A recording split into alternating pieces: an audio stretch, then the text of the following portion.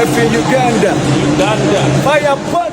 Omuyimbi Loadboy munange aguse mu Uganda wali okuva munange e Nigeria wakubeera ne show ey'amaanyi ennyo wali ate eggulu ate nga munange n'omuyimbi King Saha wuno munange asupportinzeko Winnie Wamami wali wona muganda wange gwe alaba Jaminat Yugi wuno amuwadde ensimbi esente munange ate wali empya n'enkadde muganda wange gwe alaba Jaminat Yugi kakati ngenda kubeera nga nkutandisa munange ate n'omuyimbi wali okuva e Nigeria muyite Loadboy ajjukira nti no Loadboy munange alina show wali ate ey'amaanyi egenda okubeera wali ate eggulu era nga agenda kubeera munange ate wali ne show gy'alaaninga kakati nno alabiddwako nga atuuse mu Uganda era nga bolaba munange nga bolaba akatambyako bwe kati.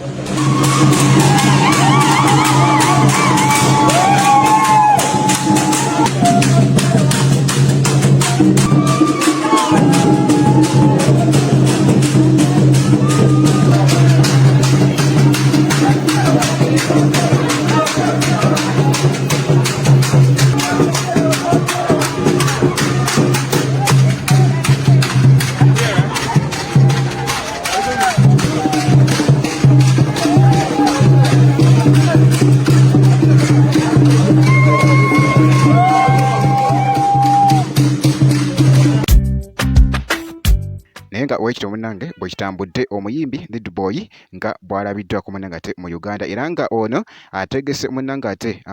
ne wali munange ate meeting egenda okubeera ate wali munange egenda okubeera mu Kampala era nga meeting eno munange wagenda kubeerawo abayimbi ab'enjawulo kw'ossa ate omuyimbi Loadboy agenda kubaako munange ate advice zaawa munange mbu abayimbi wali jjukira nti no omuziki ogw'e Nigeria nanti ogumanyi kw'ossa ate n'ogwa Uganda kakati no alina byagala ate okutangazaamu mu nsonga eyo eya music okubeera nga ate music agendera ddala ku level eya waggulu international ate wali kibeera kitambulira ddala ye muyimbi no Loadboy kakati side yo nga nfuddeyo ewa Loadboy munange waliwo wali